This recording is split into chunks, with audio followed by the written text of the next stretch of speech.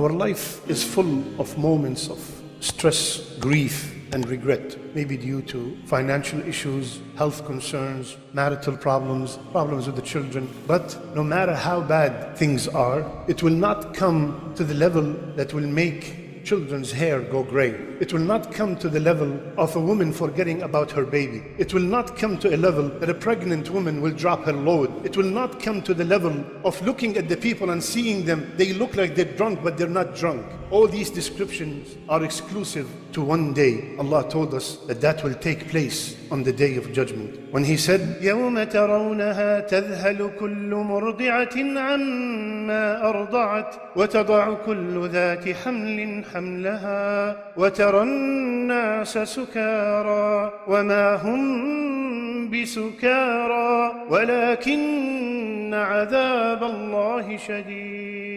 On that day, you will see that a woman neglect her nursing baby, and a pregnant woman will abort her pregnancy. And you will look at the people and you will think they are intoxicated, but they're not intoxicated. But because of the torment, because of the situation, because of the horror of that day, it is shadid, it is severe. A day so intense that Allah subhanahu wa ta'ala said, يَوْمَ يَجْعَلُ الْوِلْدَانَ شِيبًا. A day that will make young boys, their hair turn into gray. On that day of unimaginable fear, people will be divided into two groups. The first group, they are the group that are safe and secure. May Allah make us all among them. They are at peace because they lived with pure tawheed. And they strived all their life to prepare for that day. They suffered in this dunya and they were safe on that day. Allah subhanahu wa ta'ala said, أُولَٰئِكَ لَهُمُ الْأَمْنِ. These are the ones who will be secure. And in another ayah, Allah subhanahu wa ta'ala said, لَا يَحْزُنُهُمُ الْفَزَعُ الْأَكْبَرُ. The greatest terror will not grieve them. And the second group, this group will be terrified and regretful. They will be screaming, وهم يصطرخون فيها ربنا أخرجنا نعمل صالحا غير الذي كنا نعمل. And they are screaming and say, Ya Allah, bring us back so we can do things that are different than what we used to do. We want to do something good now. We want to do something righteous other than the evil that we used to do. And in another ayah, ربنا أبصرنا وسمعنا فارجعنا نعمل صالحا إنا موقنون. Ya Allah, now we can see the hellfire. Now we can hear the hellfire. Ya Allah, bring us back.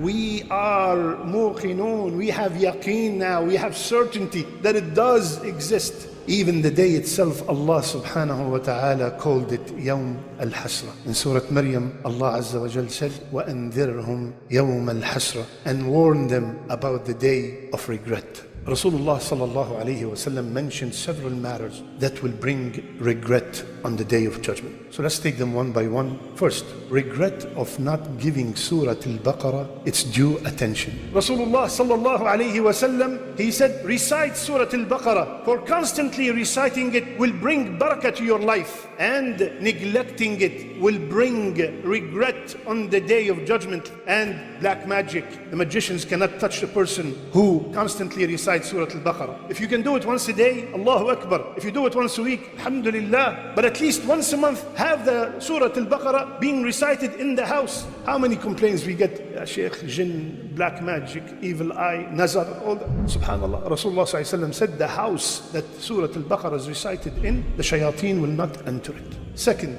participating in any gathering where Allah's name is not remembered, it will be a regret on the day of judgment. Rasulullah sallallahu alayhi wa sallam, he said, whenever people sit in a gathering without remembering Allah Azza wa Jal, as if they have gathered on the body of a dead donkey, and it will be a regret for them on the day of judgment.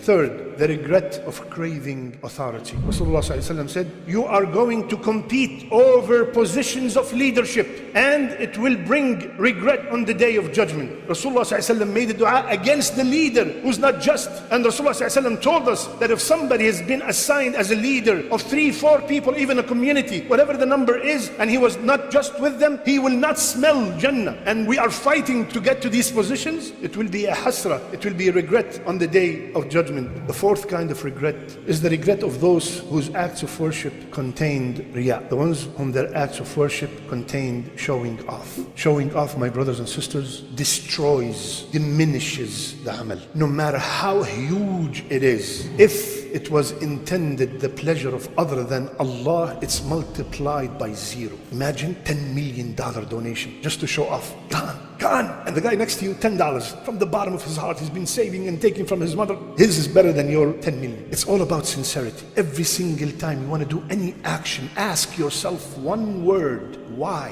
Why? Why am I doing this? Why am I volunteering? Why am I donating? Why did I grow my beard? Why did I wear the hijab? Why?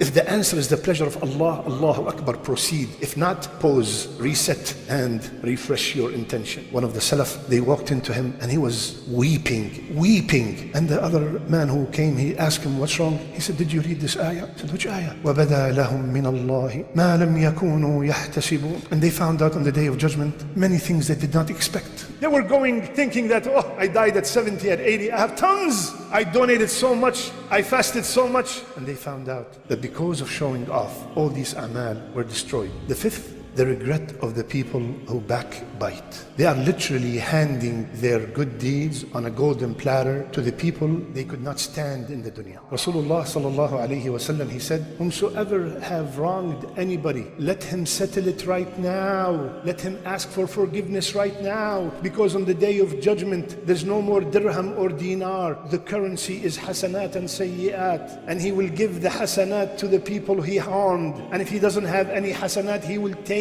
from their evil deeds. We worked so hard. We are fasting, we're praying qiyam, reading Quran. And at the end of the day, on the day of judgment, I cannot give my mother one hasana, but I give the guy that I spoke behind his back tons of hasanat. Those people will regret every word they spoke about someone, every rumor they spread about them, every news they forwarded without even checking the authenticity. The sixth moment of regret are the people who regret they did not take advantage of every single moment while they are above the ground. My beloved brothers and sisters, we do not want to be from the people who on the day of judgment they would say, Ya laytani qaddamtu li hayati. Ya Rabb, Ya Allah, I beg you the best of your names. Everybody who's watching us, do not make us from the people who would say, I wish I have done more. I wish I've done more to this life.